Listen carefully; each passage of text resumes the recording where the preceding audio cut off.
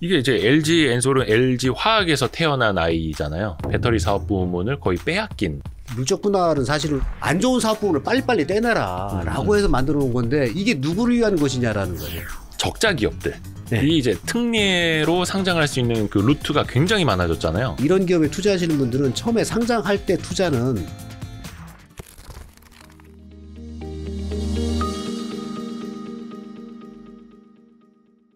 약간 IPO 이야기로 좀 넘어가 볼까요?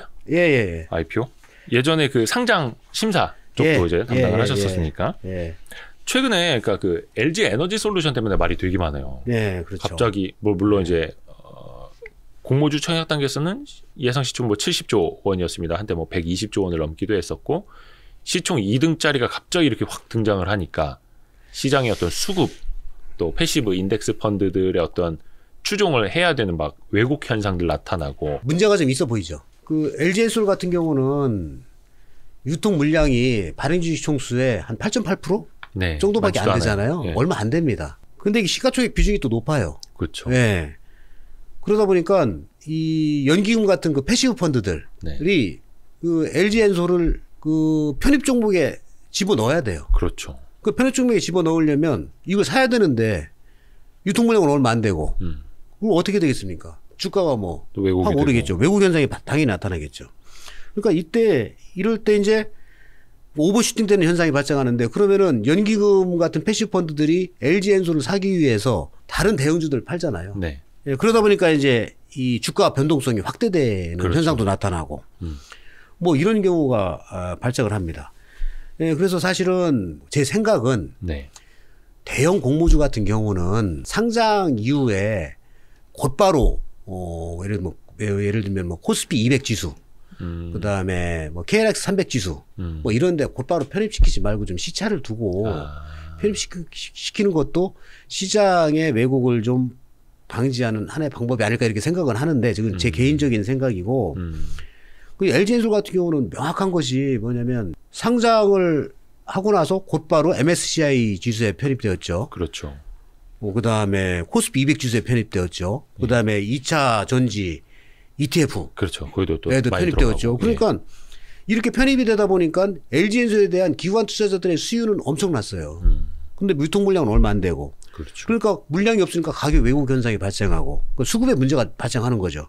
그러니까 이런 경우는 좀 어느 정도 좀 보완이 필요하다고 보여지고 LG엔솔이 상장되기 전에 하기 전에 이런 문제들이 있을 것이다라고 할 때 사실은 거래소에서는 상장되고 나서 네. 코스피 200 지수로 편입하는 것을 할 때까지는 한 달 반 정도 시차가 생긴다. 그러니까 네네네. 큰 문제 없다라고 생각을 했었어요. 근데 한 달 반 지나서 해보니까 이런 문제가 발생하잖아요. 문제는 발생했잖아요. 그러니까 그렇죠.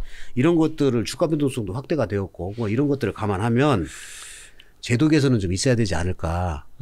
수급 현상 왜곡 뭐 이런 것들을 방지할 수 있는 제도 개선이 좀 있어야 되겠다라고 이렇게 그런 생각이 좀 듭니다.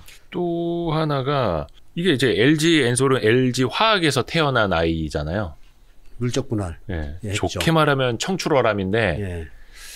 나쁘게 말하면 그렇죠. 원래 모기업이었던 것보다 이제 덩치가 한 거의 3배 커진 아이가 탄생을 했고 그 과정에서 기존 LG화학 주주들은 배터리 사업 부문을 거의 빼앗긴 게 되었고 여기뿐만 아니라 뭐 SK온, SK이노베이션의 뭐 자회사로 물적 분할됐던 그것도 그렇고 여러 논란되는 케이스들이 많습니다. 옛날에는 사실 물적 분할 옛날에도 많았는데 그때는 이제 개인 투자자들이 이렇게 많이 참여를 안 했고 관심을 안 두었었는데 물적 분할은 사실 우리가 IMF 직후에 기업들의 M&A 구조조정, 구조조정 이런 것들을 수월하게 할 수 있도록 만들어 놓은 제도거든요. 그렇죠. 그때 이후로 이제 고쳐지지 않았습니다. 네네네. 근데 물적 분할 자체가 나쁜 것이 아니고 그렇죠. 그걸로 뭘 하느냐가 문제죠. 물적 분할을 했을 때 네. 물적 분할을 처음에 IMF 직후에 만드는 이유는 안 좋은 사업 부분을 빨리빨리 떼내라라고 해서 만들어 놓은 건데 이게 지금 그 알짜 사업부를 떼내가지고 알찬 거를 뺀단 말이죠. 그렇죠. 이게 누구를 위한 것이냐라는 거죠.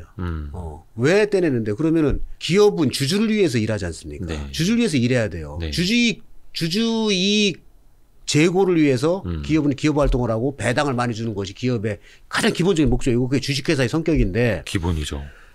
주주이익은 저리 가고 지금 이 물적 분할을 통해서 예. 그럼 누구를 위한 물적 분할이라는 거죠. 이거는 주주이익이 아니라 기업의 이익과 최대 주주 이익을 위해서 하는 거거든요. 그렇죠. 이건 안 된다는 거죠. 이러한 현상, 그러니까 주주 가치 제고를 우리나라의 기업 문화, 우리나라의 시장 문화는 주주 가치 제고를 등한시하고 주주 가치 제고를 생각하지 않습니다. 이것이 사실은 우리나라가 글로벌 시장에서 저평가 받고 있는 주요한 이유 중에 하나거든요. 그렇죠. 예. 그래서 이런 경우는 사실은 물적 분할을 막을 게 아니라 물적 분할을 하더라도 예. 그럼 기존의 주주는 어떻게 보호할 것인데 라는 것이 나와야 되는 것이죠. 네. 예. 그것은 물론 이제 법이나 규정 이런 것들 개선을 해야 되겠지만 예를 들면 물적 분할을 할 때는 물적 분할에 반대하는 주주도 있을 거 아니겠습니까? 네. 그러면 물적 분할에 반대하는 주주는 가지고 있는 원래 모 회사의 주식 에 대해서 회사에게 주식매수 청구권을 부여하는 거죠. 회사 그 주주에게. 그럼 우리 회사가 다시 사줄게. 일정한 가격으로.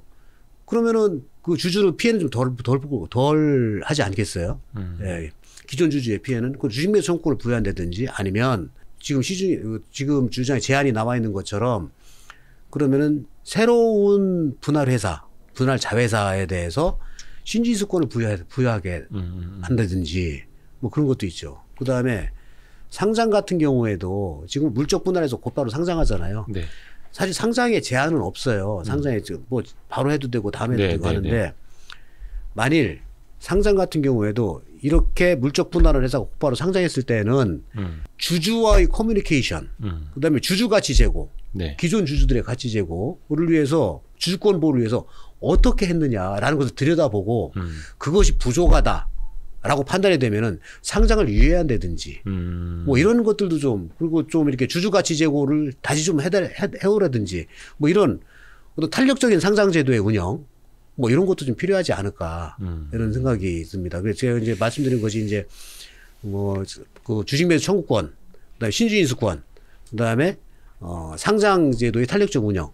상장주의 탄력적 운영의 목적은 주주 가치 제고를 위한 노력을 들여다본다. 뭐 이런 것들을 좀 해서 물적 분할을 좀 주주 보호 측면에서 신중하게 할 수 있도록 개선해야 되지 않을까 이런 생각이 좀. 근데 어찌됐든 간에 이제 기업에게 필요하니까 기업을 이제 뭐 분할을 할 수는 있는 건데 그러면. 그걸 뭐 상법으로 막을 수는 없는 거기도 하고 뭐 물론 이제 뭐 법을 바꿀 수는 있겠습니다만 글로벌 스탠다드에 맞지는 않는 거고 문제는 이제 물적 분할 이후에 뭘 하는 거냐, 누구를 위해서 하는 거냐 핵심이긴 한데, 근데 말씀하신 것도 그 주식 매수 청구권이라든지 IPO 할 때 뭐 신주 배정, 뭐 우선 배정, 그죠? 신주 인수권을 준다라든지 아니면 상장 좀 유예시킨 거라든지 좋긴 한데 이것도 이제 빠져나갈 구멍들은 또 있더라고요. 예를 들어서 주식 매수 청구권을 이제 뭐 내 주식을 회사한테 사가시오 했는데 주가가 많이 이제 눌려져 있는 상황이라면 이 주주도 되게 뭔가 싸게 이 회사에 넘겨야 되는 거고, 그래서 그걸 이제 공정 가치로 평가를 해야 된다. 같이 해야 됩니다. 그래서 제가 주식매수 청구권을 그 기존 주주에게 주식매수 청구권을 부여한다라고 했을 때는 그러면 정당한 가치를 받고 팔 수 있도록. 그렇죠. 현재의 그 유상증자 할 때 이제 그 가격을 산정하는 기준은 사실은 뭐 단기간에 대해서 이제 가격을 산정하도록 돼 있어서 뭐 2개월 가중 2개월, 2주 뭐 이렇게 돼요. 뭐 돼 있어요. 그리고 2개월, 2주 그 다음에 어떻게 돼 있더라? 일주일인가 뭐 며칠인가 해서 하여튼 최근 주가의 평균이죠. 가장 최근 주가의 평균을 따져가지고 이제 그 가격으로 이제 그 주식매수 청구권을 부여할 수 있도록 이렇게 돼 있는데 그렇게 하지 말고 장기간 한다든지 기간을 좀 늘려서 주식매수 청구권 가격을 산정할 수 있도록 한다든지 아니면 그 중에서 높은 가격으로 하게 한다든지 뭐 이런 방법들이 있을 수 있겠죠. 그래서 그런 것들 다 복합적으로 고려해서 주식매수 청구권을 부여할 때는 그걸 고려해서 제도화해야 되겠다라는 생각을 좀 가지고는 있죠. 저도. 그러면 그런 생각을 하시는 분들도 있어요. 그럼 아예 이중 상장, 모기업과 자회사의 중복 상장 자체를 막을 수는 없느냐. 저는 거기에 대해서 뭐 이렇게 반대라기보단 너무 극단적이지 않나 이런 생각이 들거든요. 왜냐하면 그 주주에게도 이익이 되어야 되고 기업에게도 이익이 되어야 되고 기업에게도 기여가 되어야 되잖아요. 어떤 뭐 성장할 수 있는 자금을 그러면 조달할 필요성이 그런 있고. 것들을 감안하면 아예 상장을 막는 것은 거의 뭐 물적 분할하지 마라 뭐 이런 얘기랑 똑같거든요. 그러니까 사실 물적 분할을 통해서 주주 이익도 보호하면서 네. 물적 분할을 통해서 더 기업이 발전할 수 있으면 그럼 그 주주도 좋은 거잖아요. 그러니까 뭐 이렇게 그래서 아주 극단적으로 상장 자체를 하지 말아라고 하는 것은 너무 이렇게 너무 극단적이지 않나 이런 생각이고. 이게 그 미국 같은 경우에는 이제 그 구글 뭐 유튜브도 이제 그 알파벳이라는 회사 하나만 돼 있고 뭐 당연히 이제 그렇게들 돼 있는데 오히려 거기는 그렇다 하더라고요. 뭐 떼서 상장을 하면 할 수는 있는데 주주의 가치를 지켜주는 것도 그렇고 잘못해서 저기 자회사의 경영에 문제가 있을 때 경영진들이 줄줄이 이제 소송을 당할 우려가 있기 때문에 그런 식으로 이제 하지 않는다. 한국이 좀 굉장히 특이한 사례다 이런 식으로도 이야기를 하더라고요. 물론 그렇긴 하는데요. 예. 예, 미국과 우리나라 좀 다르긴 한데 예. 물적 분할 후에 네. 미국도 물적 분할 후 물적 분할된 회사가 상장 자체를 제도적으로 금지하진 않아요. 그렇죠, 그렇죠. 예, 예. 그건 안. 예. 거기에 할 기업 수는 문화가 있죠. 그 기업 문화가 그런 거거든요. 예. 그러니까 그건 역시 제가 뭐 시장에서 판단해야 될 문제고 그렇다고 우리는 그것을 아예 상장 못하게 막자라고 하는 것은 저는 아까 말씀드렸지만 극단적이지 않나라는 생각이죠. 만약 시장에서 네. 기업이나 주주들이 보기에 상장은 하지 말아라. 경영진이 보기에 우리 상장하면 안 되겠다라고 하면 상장 안 하면 되는 거거든요. 그런 문화가 형성이 돼야 되는 것이지 상장을 금지하자. 제도적으로. 그건 아니라고 보는 거죠. 저는. 예, 그러니까 우리나라의 기업이나 투자 문화, 주식 시장 문화가 형성이 돼야 되는 것이지 그렇게 가야 되는 거지 뭐 이걸 제도적으로 뭐 원천적으로 금지시키는 것은 너무 극단적이라고 생각을 하는 거죠. 그래서 좀 미국처럼 경영진에 대한 소액주주들의 어떤 소송 네. 이런 게 좀 많이 들어올 경우에 오히려 경영진들이 네. 소액주주를 좀 지키기 위해서라도 경영적 판단을 하지 않겠느냐 약간 그렇게도 이야기하시는 분들이 있더라고요. 그게 미국과 우리나라의 차이예요. 네, 그렇죠. 뭐 어떤 차이가 있냐면 예. 미국은 경영진이라고 하면 이제 이사들을 얘기할 수 있는데 등기이사들. 예. 미국이나 선진국 같은 경우는 이사의 책임이 네. 이사가 판단을 잘못했어. 회사에 손해를 끼쳤어. 네. 그러면은 주주가 이사한테 책임을 물어서 네. 니네들 회사한테 손해 끼쳤지. 그래가지고 그럼 손해배상해 회사에 그럼 회사에 손해배상 내야 돼요. 예. 그 이사의 회사에 대한 책임이거든요. 네. 미국이나 선진국 같은 경우는 이사의 책임이 회사에 대한 책임뿐만 아니라 주주에 대한 책임까지 같이 있어요. 주주는 이사로 하여금 어떤 이사가 판단을 잘못해서 내가 피해를 입었어. 주주인 내가. 네, 그러면은 손해배상 소송을 하는 거예요. 내가 피해를 입었으니까 손해배상해. 라고 하면 그 이기면은 내가 직접 손해배상을 받을 수가 있어요. 그러니까 이사의 책임이 회사뿐만 아니라 주주에 대해까지 확대돼 있어요. 네. 그러니까 주주를 무서워하는 거죠. 우리도 그렇게 돼야 되는데요. 우리는 그렇게 안 돼 있죠. 예. 네. 우리는 어떻게 되냐면은 이사의 책임이 회사에 대해서만 있어요.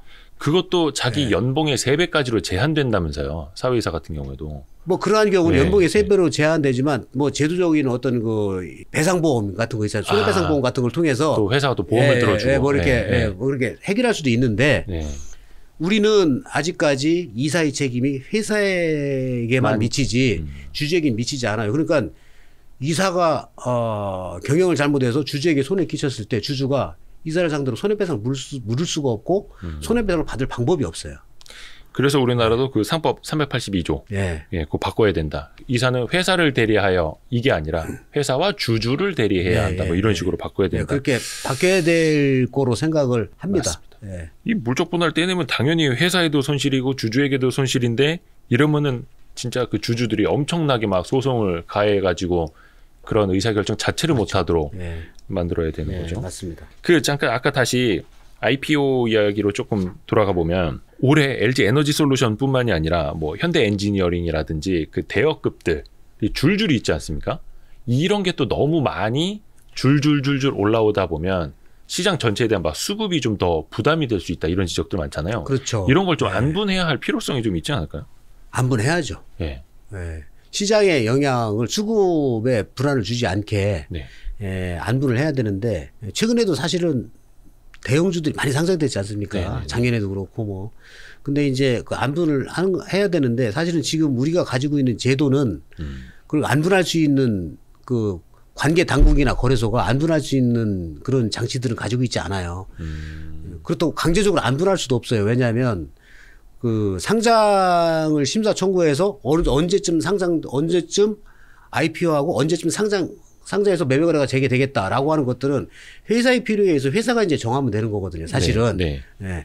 그것은 이제 시장에서 뒷받침해 주는 것인데 회사의 자금 계획이나 자금 사용 계획 이런 것들을 감안할 때 우리 회사는 언제쯤 상장했으면 좋겠다라고 해서 그 일정에 맞춰야 되는 건 맞아요. 왜냐하면 그 IPO라고 상장이라고 하는 것이 회사의 기회 확대 이런 차원에서 하는 것인데 회사의 기회 확대 관계없이 그냥 강제적으로 이제 언제 상장이 이렇게 지정해 줄 수는 없지 않습니까? 근데 그래서 이제 자율적으로 하는 건 맞는데 다만 제가 보기에는 강제하진 않더라도 이렇게 대형주라고 보이는 것들을 이제 한번 파악해 보는 거죠. 이게 언제쯤 상을 운용의 묘를 살려서. 네, 그렇죠. 언제쯤 상장할 건데 그래서 매매 거래 언제쯤 개시할 것 같아라고 하면 지금 예를 들면 뭐 2월, 4월, 5월 뭐 2월에 집중되는지 할 거 아니에요. 그러면은 그걸 좀 이렇게 좀 나누어서 좀 하는 어떤 그 탄력적 운영 뭐 이런 것들이 좀 필요하지 않나 이런 생각이 좀 드는데. 뭐 강제화하는 것은 좀 아닌 것 같고. 그 현대 엔지니어링 같은 경우에도 원래 2월에 상장하려고 했었던 건데 그것도 LG 에너지 솔루션이 올라오고 바로 그 다음 달이었다 보니까 시장이 굉장히 큰 부담을 느꼈던 건데 맞아요. 어떻게 보면 이 회사는 우리 그때 자금이 필요해 이렇게 했던 거잖아요. 사실 그 뭐예요 최대 주주의 좀 구주 매각 이슈도 지금 있었고 근데 시장 상황이 안 좋아서 공모가 제대로 못 받을 것 같으니까 또 뒤로 좀 연기를 했단 말이죠. 그런 거 보면은 야 조금 코미디 같기도 하고 그리고 또 하나가 아까 잠깐 이제 코스닥 잠깐 이야기를 했는데 적자 기업들 이 이제 특례로 상장할 수 있는 그 루트가 굉장히 많아졌잖아요. 몇 개 됩니다. 처음에는 이제 기술 특례 상장 이렇게 해서 뭐 바이오 기업들 좀 올라오다가 테슬라 룰이라고도 하고 성장성을 막 증권사가 추천해서 추천을 해주면 성장성 추천 특례, 성장성 추천 특례 그걸 이제 테슬라 룰이라고 막 부르잖아요. 그런 식으로 해서 여러 루트들이 생겼는데 이게 물론 비상장 당시에 투자했던 투자자들 뭐 벤처 캐피탈들이나 또 이제 공모 자금에 필요한 기업들에게는 굉장히 큰 기회 요인이 되겠지만 또 투자자들 입장에서 좀 더 주의할 점이 좀 많아지지 않았을까 하는 생각 들거든요. 흔히 이제 적자 상장 이잖아요. 매출도 얼마 안 되고. 매출이 안 되니까 당연히 적자고 하는 기업들이 이제 기술 특례나 성장성 특례 등을 통해서 이제 상장을 하는 경우가 많이 있어요. 그래서 작년에는 한 31개 정도가 상장이 됐고 그다음에 2020년에는 한 10개 정도가 상장이 된 거로 지금 기억을 합니다. 그런 특례 상장으로. 기술 특례 상장으로 적자 기업들.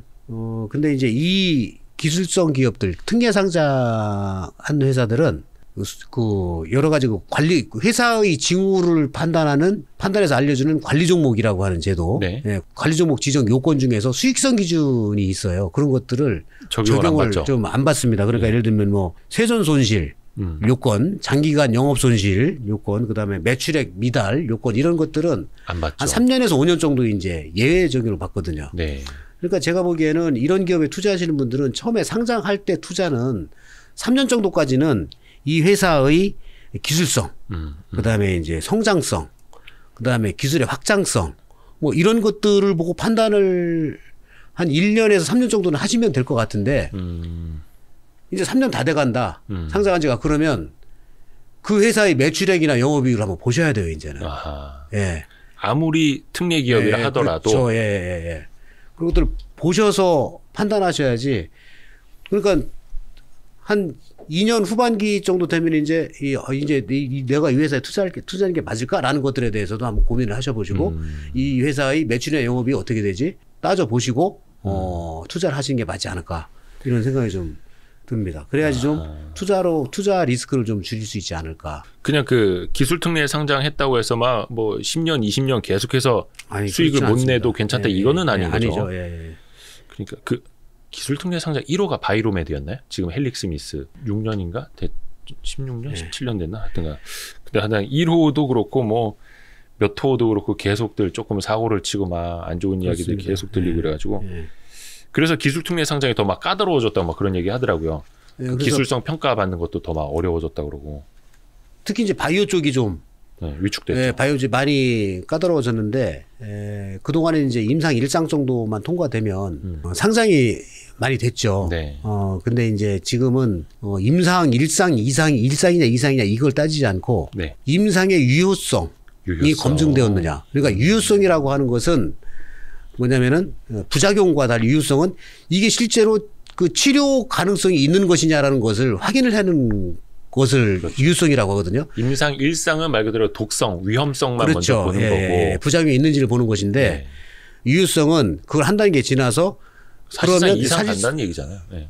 흔히들 1.5상 이렇게 얘기를 합니다. 예. 1.5상이라고 얘기하는데 그러니까 그 최소한 그런 과정을 거쳐서 유효성이 어느 정도는 검증이 되어야지 상장 승인을 하겠다라고 하는 것이 지금 조금 현재 더 이제 거래소의 허들을 스탠스. 높인 거죠. 허들이 좀 높아졌죠.